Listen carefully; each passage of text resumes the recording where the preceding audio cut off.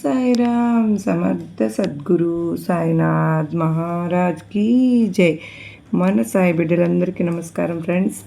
ఎలా ఉన్నారండి? ఏం చేస్తున్నారు? అందరూ కూడా ఎక్కడున్నా సుఖంగా సంతోషంగా అష్టైశ్వర్య ఆరోగ్య అభివృద్ధితో ఉండాలని సాయినాథుని తరపున నేను కూడా మనస్ఫూర్తిగా కోరుకుంటున్నాను. ఈరోజు వీడియోలో సాయిబాబా సన్నిధి ద్వారా వచ్చినటువంటి సందేశం ఏంటి అంటే కనుక, నీ కోసం ఒక అద్భుతం జరగబోతోంది. ఈ సాయిపై నమ్మకం ఉంటే నేను చెప్పేటటువంటి సందేశాన్ని ఆలకించి చూడు అంటూ సాయినాథుడు మనకు ఈరోజు ఒక చక్కటి సందేశం ద్వారా మన ముందుకైతే వచ్చారు ఫ్రెండ్స్. మరి ఆ సందేశాన్ని ఎందుకు అందించాలనుకుంటున్నారు సాయినాథుడు, ఎలాంటి సందేశాన్ని తెలియపరచాలి అని అనుకుంటున్నారో ఆ మాటలన్నీ కూడా సాయినాథుని మాటల్లో తెలుసుకుందాం. వీడియో మొదలుపెట్టే ముందు ప్రతి ఒక్కరికి ఒక చిన్న రిక్వెస్ట్ అండి. ఈ సందేశం కనుక మీకు మనస్ఫూర్తిగా నచ్చినట్లయితే తప్పకుండా చూసి వెళ్ళే వాళ్ళందరూ కూడా మన వీడియోకి ఒక చిన్న లైక్ అయితే ఇవ్వండి. అలాగే ఈ వీడియో మీ అందరికీ నచ్చినట్లయితే ఇంకొంచెం సాయి బిడ్డలకు షేర్ చేయండి. మీ వంతుగా మీ సహాయం అందించండి. మరి మొదటిసారిగా మన ఛానల్ చూస్తూ ఉన్నారా? ప్లీజ్ అండి సబ్స్క్రైబ్ చేసుకుని సపోర్ట్ అయితే అందించండి. మీకు ఎలాంటి సమస్యలు ఉన్నా కామెంట్ సెక్షన్లో షేర్ చేయండి. నేను బాబావారి గుడికి వెళ్ళినప్పుడు తప్పకుండా మీ పైర్లన్నీ చదివించి బాబావారి సందేశాన్ని తప్పకుండా తెలుసుకున్నాను. అంతకంటే ముందుగా చాలామంది ఎక్కడెక్కడో జ్యోతిష్యం చెప్పించుకుని నిరాశ చెంది ఉంటే ఒక్కసారి ఆఖరిసారిగా ఈ గురువుగారిని కాంటాక్ట్ అవ్వండి. శివరామరాజు గారు, శ్రీ వారాహీదేవి జ్యోతిష్యాలయం.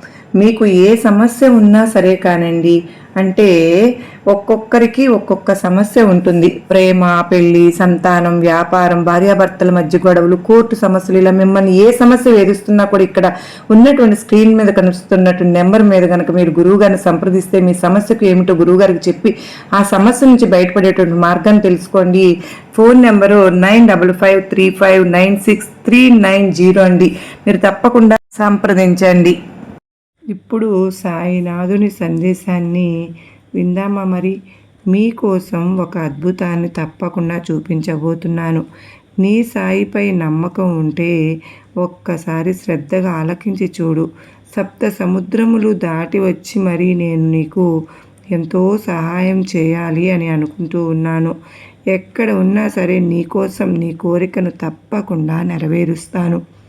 మరి నేను ఏం చెప్తున్నానో నీ మనసుకు అర్థమవుతుందని నేను అనుకుంటున్నాను. ఈ సందేశంలో నేను ప్రతి మాటను నీకు తెలియపరచాలనుకుంటున్నాను.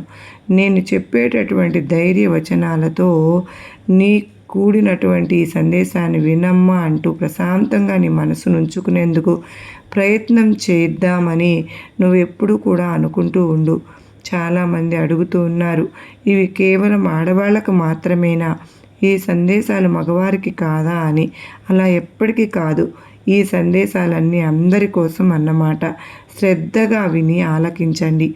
ఇప్పుడు సాయినాథుని సందేశాన్ని పూర్తిగా విందామా? నీ కోసం నేను ఎప్పుడూ కూడా నీ మనసుని ప్రశాంతంగా ఉంచుకునేటటువంటి ప్రయత్నం చేయాలని నీకు నేను మంచి మంచి సందేశాలను పంపిస్తూ ఉంటాను. అది ఎవరి ద్వారా అయినా సరే నీకు ఒక సందేశాన్ని అయితే తప్పకుండా అందిస్తూ ఉంటాను.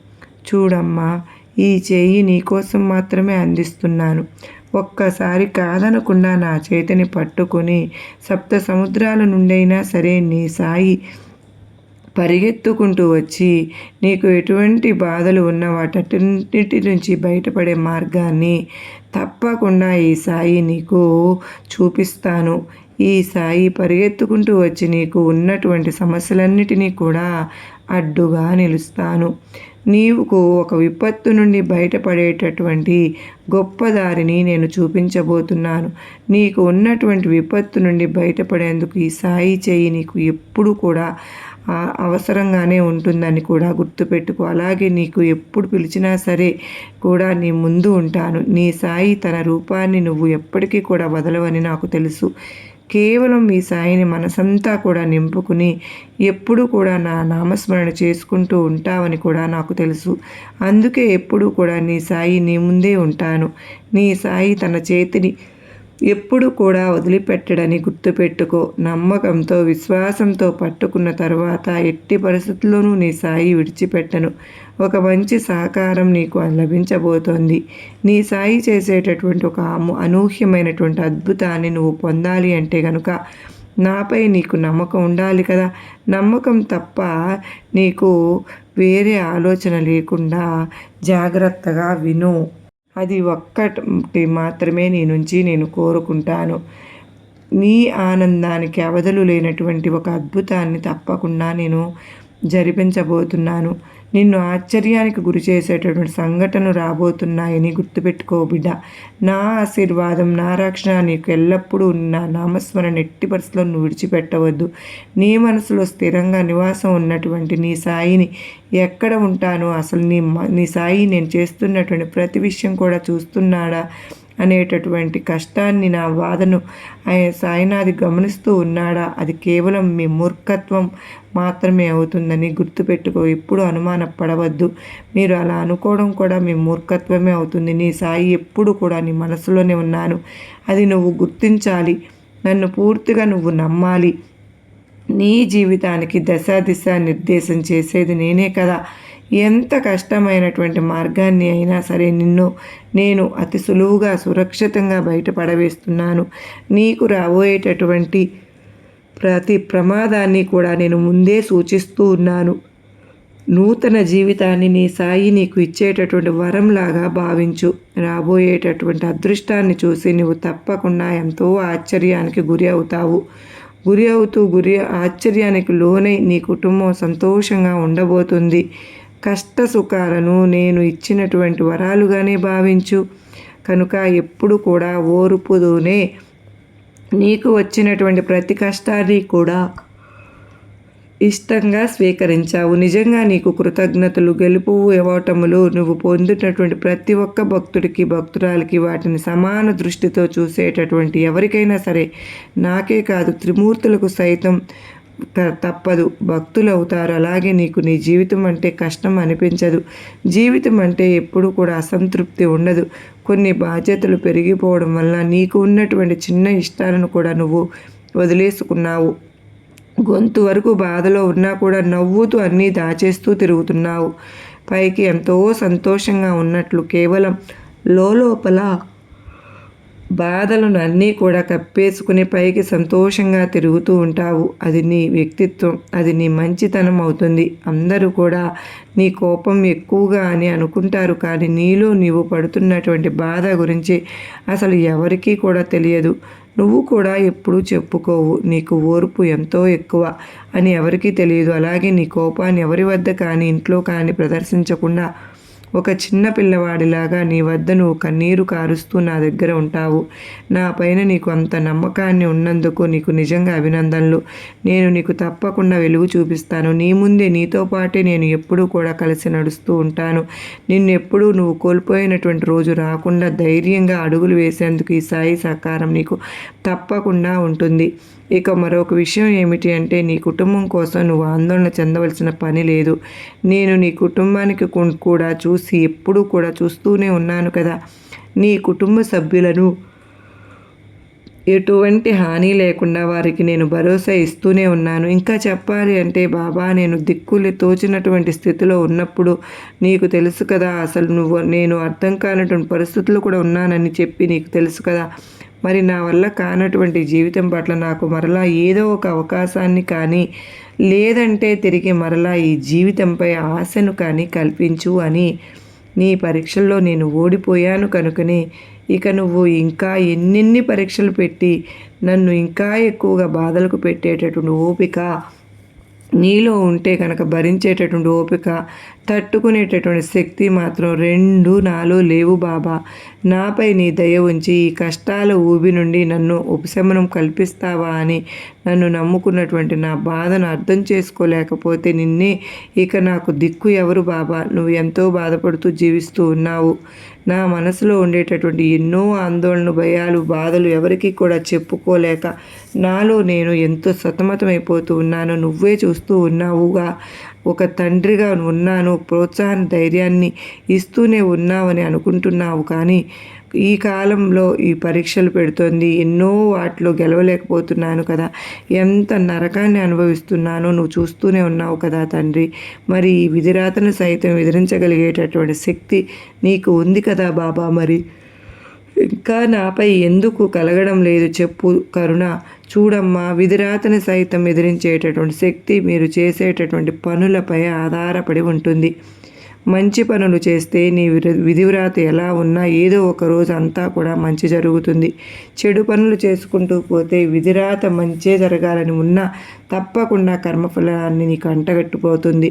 ఇక ఇన్ని రోజులు నువ్వు కష్టకాలాన్ని అనుభవించావు కాదనం లేదు. కష్టాలన్నీ కూడా పూర్వజన్మలో నువ్వు చేసుకున్నటువంటి కర్మఫలాన్ని, ఆ కర్మఫలాల మూలంగానే ఈ జన్మలో నీకు కష్టాలైనా సుఖాలైనా నీ ముందుకు వస్తాయి. కనుక నీవు అనుభవించవలసినటువంటి కష్టాలన్నీ కూడా పూర్వజన్మ కర్మ ఫలితంగా వచ్చాయని ప్రతి కష్టాన్ని కూడా నువ్వు ఇష్టంగా భావించు. ఈ బాబా చెప్తున్నాను కదా, సంతోషంగా ఉండు. అసలు నేను లేని ప్రదేశాలంటూ ఉన్నాయా? నువ్వు నన్ను ఎక్కడ చూస్తే నేను అక్కడే ఉంటాను కదా. నువ్వు మనస్ఫూర్తిగా నా నామాన్ని నువ్వు అనుకుంటే చాలు. కేవలం నీ ముందు నేను ఎప్పుడు కూడా తారసపడుతూనే నువ్వు సంతోషంగా ఉండాలని నేను ప్రతిసారి కోరుకుంటూ ఉంటాను. కానీ నువ్వు నన్ను గమనించటం లేదు. ఎప్పుడు కూడా నాకు ఎవరు లేరు, నాకు ఎప్పుడు కూడా కష్టాలే అని నువ్వు అనుకుంటూ ఉంటావు. కానీ నీకు వచ్చినటువంటి ప్రతి కష్టాన్ని కూడా ఇష్టంగానే భావిస్తూ ముందుకు నడుస్తూ ఉంటే గనక నిన్ను ఆ కష్టం నుంచి నేను బయటపడేసే మార్గాన్ని తెలియచేస్తూ ఉంటాను. తల్లి, నువ్వు వాటి నుంచి నువ్వు ఏ విధంగా తొలగించుకోవాలి అనేటువంటి పరిష్కార మార్గాన్ని కూడా నువ్వు తప్పకుండా దానికోసం ఆలోచిస్తూ ఉండాలి. నీకంతా కూడా మంచే జరుగుతుంది. నీవు ఎదురు తిరిగి పోరాడగలిగేటటువంటి శక్తి భగవంతుడు నీకు ఇచ్చాడు. అంత ధైర్యం ఉంది. మరి నీలో అంత నమ్మకాన్ని నువ్వు ఎప్పుడూ కూడా నిలబెట్టుకున్నావు. నీ ధైర్యమే నీకు శ్రీరామ రక్షగా ఉంటుంది. గుర్తుపెట్టుకో. సంతోషంగా జీవితాన్ని గడుపుతూ ఆనందంగా ఉండు. ప్రతిరోజు కూడా ఈ బాబా చేసేటటువంటి లీలలను గమనిస్తూ ఉన్నావు. మంచివారికి ఎప్పుడు కూడా మంచే జరుగుతుంది అని అంటారు కదా. అప్పుడు నీకు ఎందుకని మంచి జరగదని నువ్వు అనుకుంటున్నావు చెప్పు. భగవంతుడు నీకు ఏదో ఒక రూపంలో అదృష్టాన్ని తప్పకుండా ప్రసాదిస్తాడు. నువ్వు ఎక్కడికి వెళ్ళినా సరే నేను మాత్రం నీతోనే ఉంటాను. నీవు నన్ను ఎప్పుడూ కూడా దాటిపోలేవు. నిన్ను వెతుక్కుంటూ వచ్చి మరి నిన్ను నేను రక్షించేందుకు సిద్ధంగా ఉంటానని గుర్తుపెట్టుకో. ఎందుకంటే ఈ బాబా చేసేటటువంటి చమత్కార లీలలు నువ్వు కూడా గమనించలేకపోతున్నావని నాకు తెలుసు.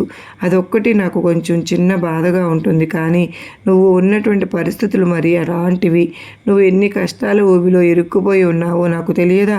సంతోషం వచ్చినా సరే ఆ కష్టాల నుంచి బయటపడలేక, సంతోషాన్ని నువ్వు గమనించలేక, సంతోషాన్ని సమానంగా స్వీకరించలేక ఉన్నటువంటి రోజులు ఇప్పటికీ కూడా నిన్ను బాధ పెడుతూ ఉండేటటువంటి క్షణాలు కూడా నాకు తెలుసు అన్నీ. కానీ ఈ బాబాను నువ్వు మర్చిపోతున్నావని నేను అనడం లేదు. నా కళ్ళు ఎప్పుడూ కూడా నిరంతరం నా బిడ్డలను చూస్తూనే ఉంటాయి. వారు ఏ పని చేసినా, వారు ఎక్కడ ఉన్నా, వారు ఎటువంటి పనులు చేస్తున్నారు, మంచి పనులు చేస్తున్నారా, చెడు పనులు చేస్తున్నారా అనేటటువంటి ప్రతి విషయము నాకు తెలుసు. కానీ నేను అలా చూస్తూ ఉండిపోతాను.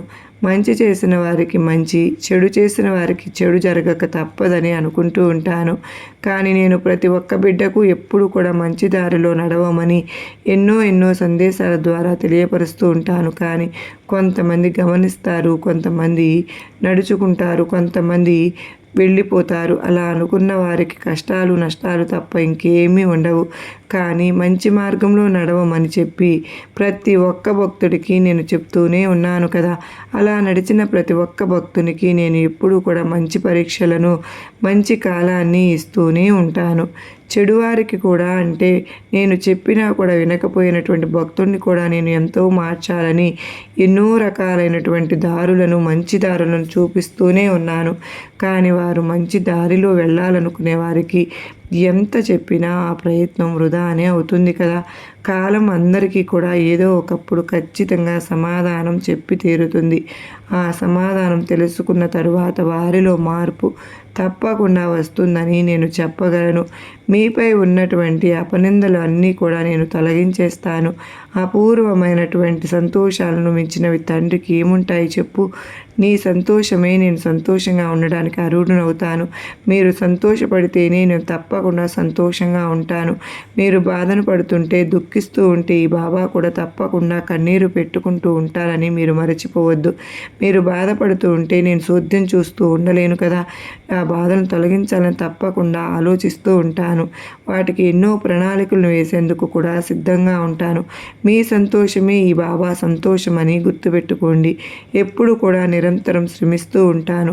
ఇక మీరు దేనికి కూడా మీరు చింతపడవద్దు, అంటే చింతన చేయవద్దు. చింతిస్తూ ఉంటే ఏ పనులు కూడా సవ్యంగా జరగవు. కన్నీళ్లే మిగులుతాయి తప్ప ఎలాంటి లాభము ఉండదు. అసలు ఒక ప్రయత్నాన్ని మొదలు పెడుతున్నాము అంటే ఆ ప్రయత్నాన్ని నిరంతరం శ్రమిస్తూ చివరిదాకా ఆ ప్రయత్నాన్ని ఒక విజయం వచ్చేంత వరకు నిరంతరం శ్రమిస్తూ ఉండాలి తప్ప చాలామంది మధ్యలోనే ఒక పనిని పూర్తి చేయకుండానే వదిలివేస్తూ ఉంటారు. అది ముమ్మాటికి ఎప్పటికీ కూడా తప్పే అవుతుంది. ఎందుకంటే ఏదైనా ఒక పనిని మొదలుపెట్టినప్పుడు ఆ పనిని చివరిదాకా చేస్తేనే మనకు భగవంతుడు సహాయం చేయడం లేదా అనేది మీరు ఆ విజయంలోనే మీరు తప్పకుండా తెలుసుకుంటారు. అలా కాదని గాలిలో దీపం పెట్టి వెలుగు అంటే అది వెలుగుతుందా? దానికి నువ్వు ఏం చెయ్యిని అడ్డుగా పెట్టాలి. నీ చెయ్యిని అడ్డుగా పెడితే అలా అడ్డుగా పెట్టినప్పుడు ఆ గాలి ఆ దీపానికి తగలకుండా ఆ దీపం ఒక జ్యోతిలాగా వెలుగుతూ ఉంటుంది. అలాగే నువ్వు కూడా నిరంతరం శ్రమిస్తూ ఉండాలి. కష్టానికి తగినటువంటి ప్రతిఫలాన్ని ఆశించాలి. కష్టం చేయకుండా నువ్వు విజయం రావాలి అంటే ఎలా వస్తుంది చెప్పు. గాలిలో దీపం పెట్టి వెలిగించు అనేలాగానే నీ ప్రయత్నం కూడా ఉంటుంది. అలా ఎప్పటికీ కూడా చేయవద్దు. నీవు చివరి వరకు ఒక ప్రయత్నాన్ని మొదలుపెట్టి చివరి వరకు చేసిన తరువాతే నీకు తప్పకుండా ప్రతిఫలం అనేది ఒక కిరీటంలాగా కనిపిస్తూ ఉంటుంది. నీకు నీ మనసులో వచ్చేటటువంటి ఆలోచనలన్నీ కూడా తీసివేసి నాపై దృష్టి పెట్టు. అన్నీ నీకు ప్రతిక్షణం ధైర్యాన్ని ఇస్తూ ఉంటాయి. మీరు అనుకున్నది తప్పకుండా జరుగుతుంది. నేను నీకు కనిపించిన అవసరం లేదు, కానీ నేను నీకు మీ చేతిని ఎప్పటికీ కూడా విడిచిపెట్టను. కంటికి రెప్పలాగా మిమ్మల్ని ఎప్పుడూ గమనిస్తూ ఉంటాను. ఎక్కడ ఉన్నా అన్నీ నాకు తెలుసు. నీ పక్కనే ఉంటూ నీకు మంచి మార్గాన్ని చూపుతూ ఉంటాను. నీకు ఏమీ దొరకడం లేదని నువ్వు అనుకుంటున్నటువంటి పనిలో నీకు తప్పకుండా విజయం పొందడం లేదు అనేటటువంటి ఆ పనిలోనే నీకు ఒక గొప్ప విజయాన్ని ఈ బాబా ఒక చమత్కార లీలగా నీకు తప్పకుండా అనిపిస్తూ ఉంటుంది. నువ్వు ఏదైనా ఉద్యోగం కోసం ప్రయత్నిస్తున్నా, నువ్వు ఏదైనా ఒక పనిని సాధించాలి అని ఎన్నో రకాల కలలు కంటున్నా ఆ పని ఇన్ని రోజులు జరగలేదు, ఆ ఉద్యోగం ఇంతవరకు రాలేదు అని చింతించవలసినటువంటి సంతోషకరమైనటువంటి ఉద్యోగ అవకాశాలు, అలాగే అంతకు మించినటువంటి వ్యాపారంకు సంబంధించినటువంటి ఏదైనా సరే కానీ ఆ అదృష్టం నీకు కలగబోతుంది అని అర్థం చేసుకో. అలా కాదని జరగడం లేదు అంటే, ఆ పని దొరకడం లేదు అని అంటే, నేను అనుకున్నటువంటి పనిలో నేను విజయం పొందడం లేదు అనేటటువంటి మాట నువ్వు అనుకోవద్దు.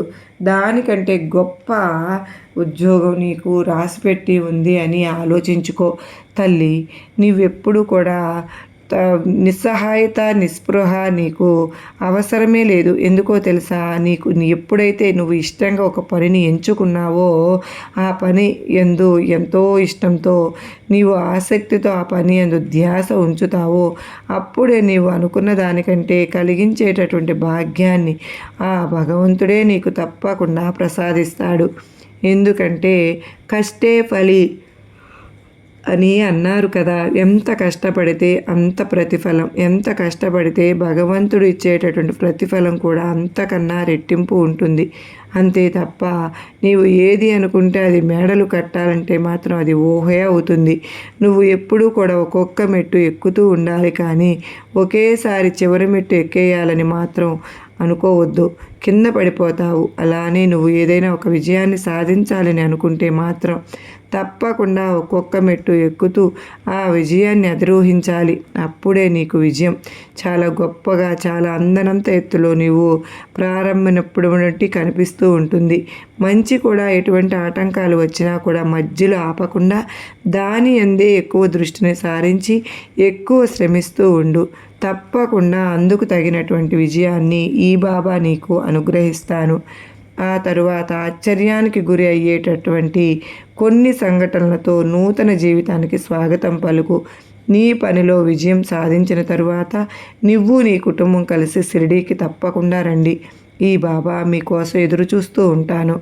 షిరిడీ ప్రవేశానికి సిద్ధం అవ్వు. అది కూడా నీ కుటుంబంలో ఎన్నో రోజులుగా అనుకుంటూ ఉన్నావు కదూ, షిరిడీకి రావాలి అని. నువ్వు కేవలం నన్ను షిరిడీలోనే చూడాలని అనుకోవడం అది నీ అపోహ మాత్రమే అవుతుంది. అప్పుడు కూడా నువ్వు ఈ సందేశం వింటున్నంతసేపు కూడా నీ పక్కనే నేను కూర్చున్నాను. అది నువ్వు గమనించలేకపోతున్నావు. నేను సర్వాంతర్యామిని. ఎక్కడ పిలిస్తే అక్కడే తప్పకుండా పలుకుతాను. కానీ నువ్వు నన్ను షిరిడీలోనే చూడాలని అనుకుంటూ ఉన్నావు కనుక షిరిడీకి సిద్ధమవ్వు. తప్పకుండా ఈ సాయి అనుగ్రహం నీకు సంపూర్ణంగా ఉంటుంది. సంతోషంగా ఉండండి. ఎప్పుడు కూడా ఆనందంగా జీవితాన్ని గడపండి. ఈ బాబా మీకు చేసేటటువంటి ఆనందకరమైనటువంటి క్షణాలను మీరు తప్పకుండా అనుభూతిని పొందుతారని సాయినాథుడు మనకు ఈరోజు అత్యద్భుతమైన సందేశం ద్వారా తెలియపరిచారండి. అందరికీ కూడా మనస్ఫూర్తిగా ఈ సందేశం నచ్చిందని నేను అనుకుంటున్నాను. మీ అందరికీ మనస్ఫూర్తిగా నచ్చితే తప్పకుండా చూసి వెళ్ళే వాళ్ళందరూ మన వీడియోకి ఒక చిన్న లైక్ అయితే ఇవ్వండి. చాలాసార్లు అంటూ ఉంటాను కదా, లైక్ ఇవ్వండి అని. ఎందుకు అంటూ ఉంటానంటే మీరు ఇచ్చే లైక్ అనేది ఇంకొంతమందికి వీడియోకి అంటే ఇంకొంతమంది సాయి బిడ్డలకి ఈ వీడియో షేర్ అవ్వడానికి ఆస్కారం ఉంటుందండి. అందుకే లైక్ ఇవ్వండి అని ప్రతిసారి కూడా చెబుతూ ఉన్నాను. ఈ వీడియోకి ఇంకొంతమంది సాయి బిడ్డలకు షేర్ చేయడానికి మీ వంతుగా మీరు ప్రయత్నం అయితే చేయండి.